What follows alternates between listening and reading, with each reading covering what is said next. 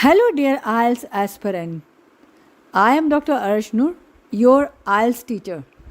Today I am going to explain the first part of IELTS speaking module. Be relaxed. It is the easiest part in speaking module because the examiner will ask you the questions related to yourself only.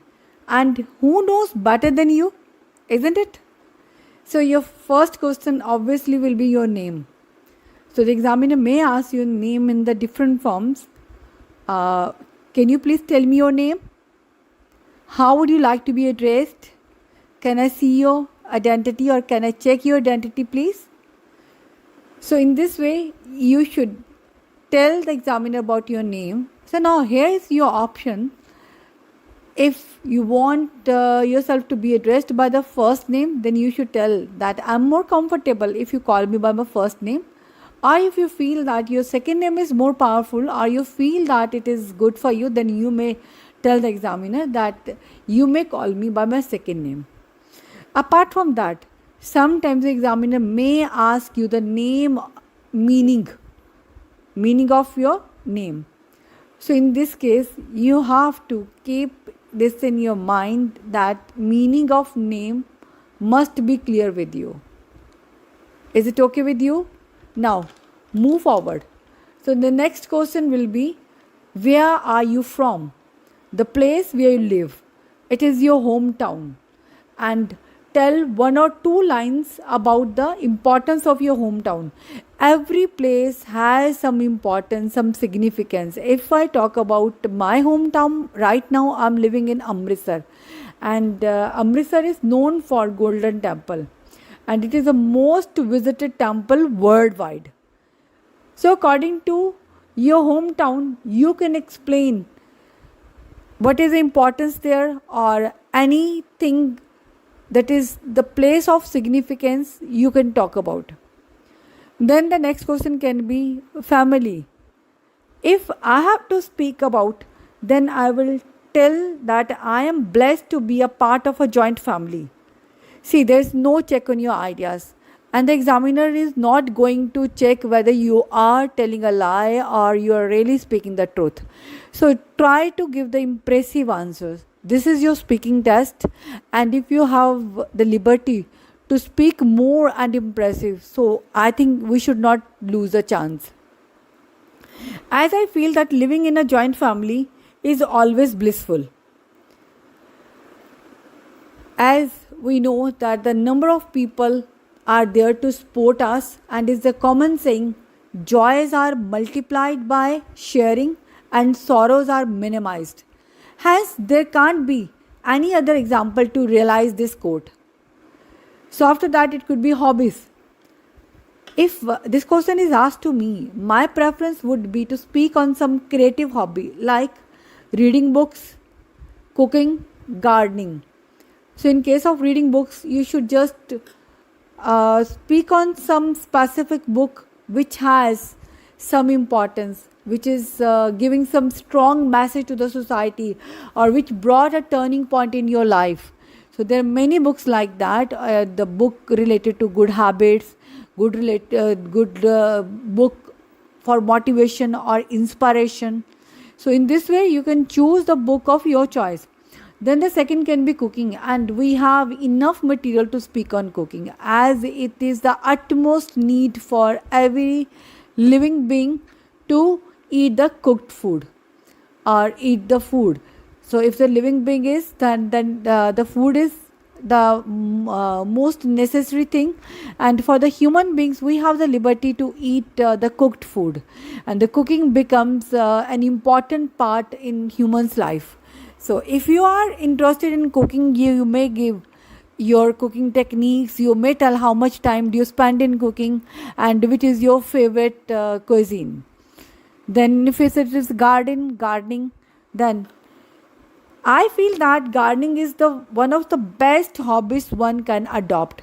It not only gives you relaxation, but along with that, there are lots of things you can learn from the nature also.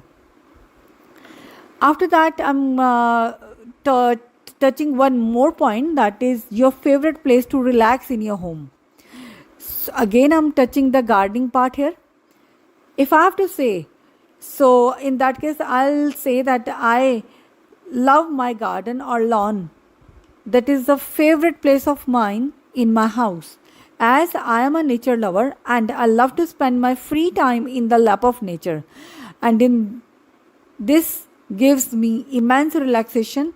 All my fret and worries fade away when I sit beside blooming flowers. I start my morning by showering water on these beautiful flowers, and this mesmerizes my whole day. You may speak about your room, lobby, or sitting room where you feel relaxed or where on which you can speak more. The next question for you could be, do you like to watch TV? See, students, be careful here.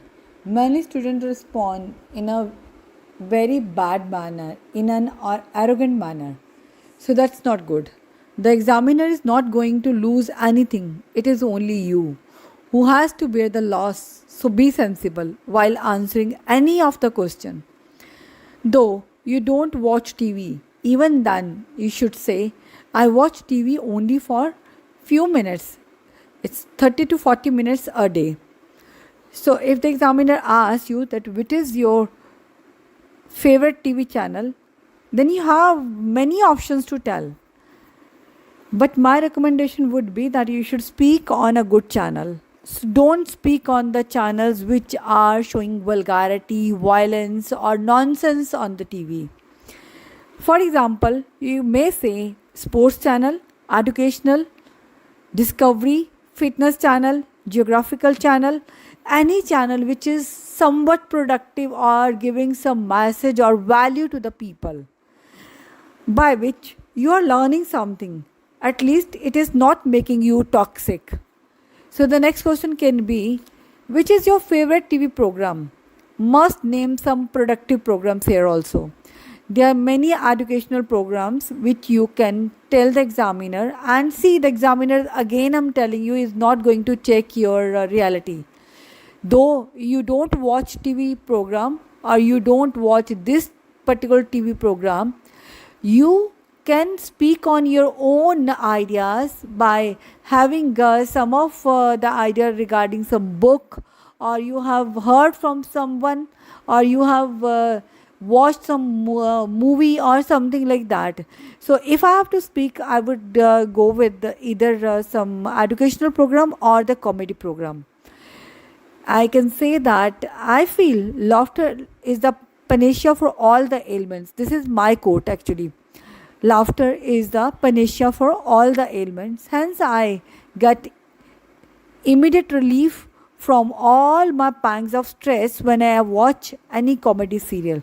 Because comedy serial or the comedy has the power to bring you away from pains and the miseries to the world of joy and happiness. Another question can be, do you like gifts? So here again you should say in the positive manner, yes, definitely, I like to receive and present gifts to others. So the examiner may ask you that, what do you mean by the gift? So then you can say that these are actually the token of love. This shows the affection, the care anyone shows to someone.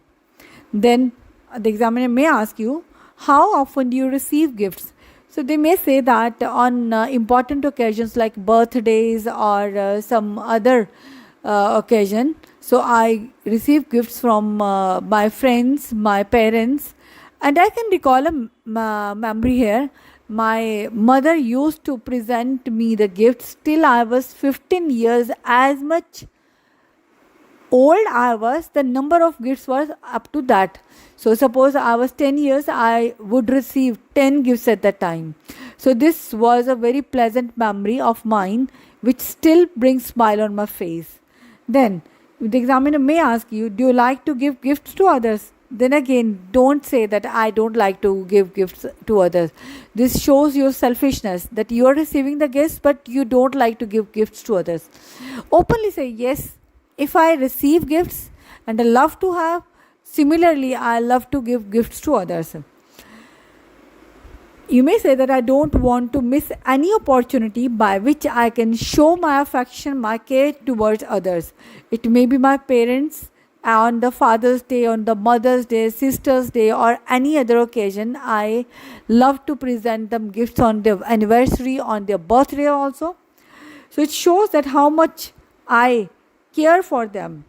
Sometimes the worth of the gift is not much in the form of the money or the price, but the tag it carries in the form of feeling or affection is really priceless. So in this way, you should answer the question and examiner will be impressed by your answers.